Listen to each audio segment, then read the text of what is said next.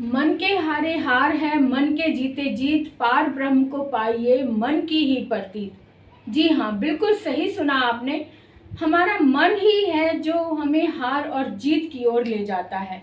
मान लो तो जीत है, नहीं तो हार है। तो ये सच ही कहा है किसी ने कि सबसे बड़ा मन ही प्रमाण होता है।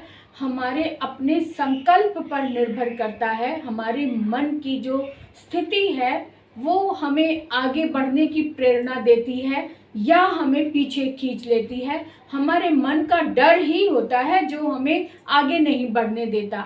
तो आज मैं आप उन मदर्स की ओर आपका ध्यान दिलाना चाहती हूँ कि जो अपने बच्चे के लिए कुछ करती नहीं है, बस जन्म तो दे दिया मगर उनकी पढ़ाई लिखाई के बारे में बस यूं ही जीवन जिए जा रहे हैं। मुझे बहुत दुख होता है इस तरह के परिवारों के को देखकर जो अपने बच्चों के लिए कुछ नहीं करते हैं। तो मैं उन्हीं माँओं से ये बोलना चाहूँगी कि घर की जो बच्चे की जो माँ होती है उसके अंदर इतनी पावर होती है कि वो चाहे खाने को घर में खाने को रोटी नहीं है फिर भी वो अरेंज कर लेती है खाने के लिए, बच्चे को भूखा नहीं सोने देती। ये प्रकृति ने ही कुछ ऐसा नियम बनाया है, माँ को इतनी शक्ति दी है। अब जानवरों के पास कोई घर होती है लेकिन फिर भी वो अपने बच्चों को खाना खिलाते हैं ना, पेट भर के भोजन देते हैं ना। लेकिन जो इंसान है, हम लोगों का जीवन सबसे अच्छा होता है। हमारे पास सोचने की शक्ति है, हमारे पास युक्ति करने के लिए, युक्ति जुटाने के लिए हम जुगाड़ इतना अच्छा कर लेते हैं। सबसे बड़ी अच्छी बात है, इंडियन जुगाड़ तो फेमस है। तो अगर हम अपने मन से सोच लें कि हमें ये कार्य करना है तो कोई रोक नहीं सकता, कोई शक्ति नहीं आपको रोक सकती।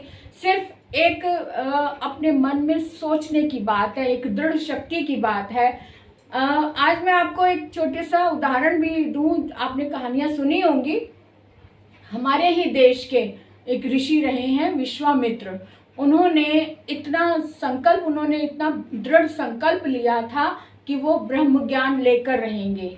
और जब ब्रह्म ज्ञान उनको मिल गया तब आपको पता है उन्होंने अपनी जिद से मतलब ऐसी जिद, मनुष्य थे ना, मनुष्य के रूप में भी उन्होंने इतनी जिद की कि उन्होंने गायत्री देवी की रचना कर डाली।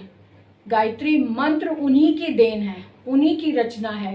मन में अगर हम ठान ले तो हम क्या नहीं कर सकते हैं।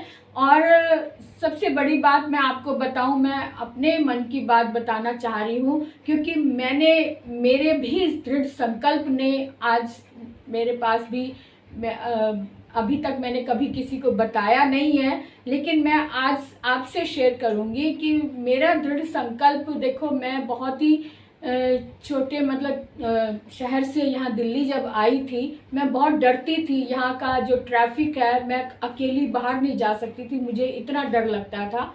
लेकिन शुरू में कुछ मिसकैरेज हो गए और जो आस पड़ोस की कुछ लेडीज़ थे वो पता नहीं कहाँ कहाँ मुझे ले गई और वो कहने लगी कि इसके तो बच्चा ही नहीं हो सकता। ऐसा एक ढिंडोरा सा पिट गया कि भी अरुणा के तो बच्चा ही नहीं हो सकता। अब मेरे मन ने ये स्वीकार नहीं किया। मेरे मन के कोने में एक जिज्ञासा, एक उम्मीद थी जो इससे मान ही नहीं रही थी कि ऐसा हो सकता है। तो और उन्हीं दिनों मैंने एक बैंक का एग्ज़ाम दिया था, बैंक की तैयारी की थी, तो उसमें मैंने जीके का बहुत पढ़ा था। उसी में मैंने पढ़ा था कि दिल्ली में एक हॉस्पिटल है जो कहीं इलाज ना हो वहाँ हो जाता है, जो ऑल इंडिया मेडिकल की बात सुनी थी और वो नाम मुझे याद था। तो मेरे मन में एक उम्मीद की किरण जागी कि वो हॉस्पिटल, जब मैं दिल्ली में बैठी हूँ, हॉस्पिटल भी दिल्ली में ही है, तो क्यों ना मैं वहाँ जाकर एक बार दिखाऊं। और आप यकीन नहीं करेंगे कि मैं इतनी डरपोक, ट्रैफिक से डरने वाली लड़की घर से अकेली चलने को तैयार हो गई।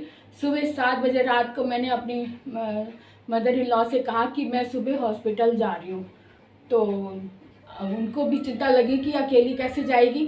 तो उन्होंने कहा चलो ठीक है। सुबह जब 7 बजे मैं घर से तैयार होकर निकल पड़ी, तब उन्होंने मेरे हस्बैंड से कहा कि जा इसको बस तक तो छोड़ा। तो ये मेरे हस्बैंड मुझे वहाँ तक ले गए। अब मुझे कुछ नहीं पता था कि कहाँ उतरना है, क्या स्टॉप है, कुछ नहीं पता, लेकिन संकल्प देखो कि मन में एक किरण थी कि मुझे हॉस्पिटल पहुँचना है। और वहाँ पहुँचे, उन्होंने, मेरे हस्बैंड जब मेरे साथ गए तो वो पूरे हॉस्पिटल तक नहीं गए। उन्होंने मुझे, जो चौक होता है उस समय, अब तो फ्लाईओवर बन गए हैं, तो वो चौक पर बस रुकी तो वहाँ मुझे उतारते हुए कहा वो सामने रोड पार करके ना वो है हॉस्पिटल। अब मैं वहाँ अकेली गई अंदर, पूछते पूछाते कार्ड वार्ड बनवाया, ट्रीटमेंट शुरू हुआ। और आप यकीन नहीं करेंगे कि मैं 3 साल लगातार वहाँ, कहाँ शालीमार बाग और कहाँ एम्स हॉस्पिटल तक आती थी। और ये संकल्प ने रंग दिखाया। इस समय मेरे पास 2 बच्चे हैं, दोनों अब बड़े हो गए हैं, अब जॉब करते हैं, शादी के उम्र के हैं। तो मैं एक ये कहानी इसलिए नहीं बता रही हूँ कि भी मैं अपनी आप बीती बता रही हूँ, मैं संकल्प की बात कर रही हूँ कि संकल्प अगर हम ले लें अपने मन में तो क्या नहीं हो सकता। तो जो भी माँ इस समय गरीब भी हैं, तो अगर आपने ठान लिया तो आपके हाथ पांव है, दिमाग है सोचने के लिए, तो आप कुछ ना कुछ रास्ता जरूर निकाल लोगे। अपने मन में सोच लो कि आपने बच्चों को अच्छी ज़िंदगी देनी है तो देनी है, तो कोई रास्ता भी अपने आप निकलता है। हमारा दृढ़ संकल्प जो होता है वो हमें रास्ते की ओर ले जाता है, वही हमें रास्ता दिखाता है। और हम इंसान हैं, इंसान का जीवन हमें मिला है, तो जानवरों की तरह थोड़ी हम बच्चों को छोड़ सकते हैं। अब जब हमने बच्चों को जन्म दिया है तो बच्चों को अच्छी परवरिश देने का भी काम हमारा ही है।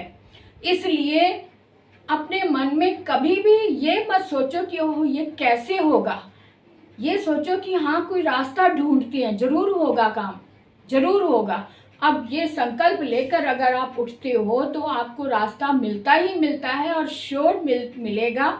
और उसके बाद भी मैं आपको बताऊं कि जब मेरे बच्चे हो गए जब थोड़े बड़े हो गए, स्कूल जाने लायक हो गए, तब भी हमारे सामने ये परेशानी थी कि अब बच्चों को स्कूल कैसे भेजें, क्योंकि हमारे पास इतना धन, इतना पैसा, यानी कि घर की रोटी 2 बार बन जाए वही गनीमत होती थी। अब ऐसे में हम बच्चों को स्कूल कैसे भेजें। अब यहाँ पर फिर से वही संकल्प वाली बात आ गई। संकल्प था कि कुछ भी हो हमें बच्चों को अच्छी परवरिश देनी ही है।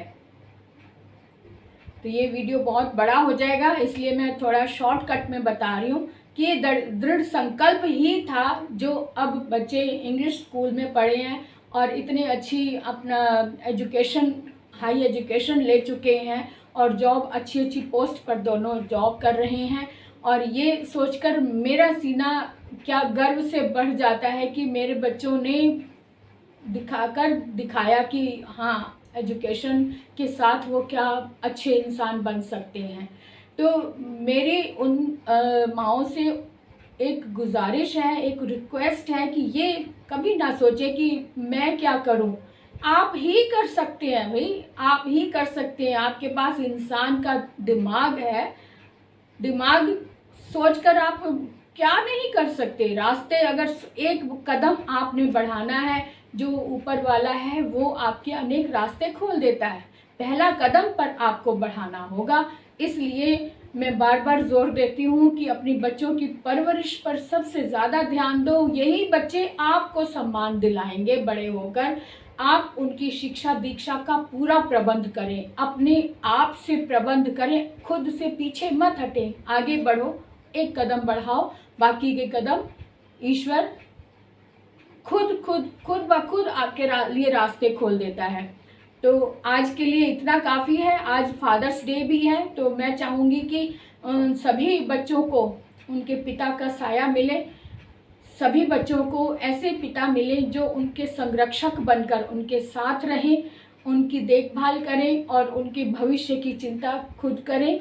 और जो जिनके घर में परेशानी चल रही हैं, वो उस परेशानियां तो ज़िंदगी में चलती रहती हैं, आती रहती हैं, लेकिन खुद ये सोचकर पीछे ना हटे कि हम क्या करें, हम कहाँ से दें।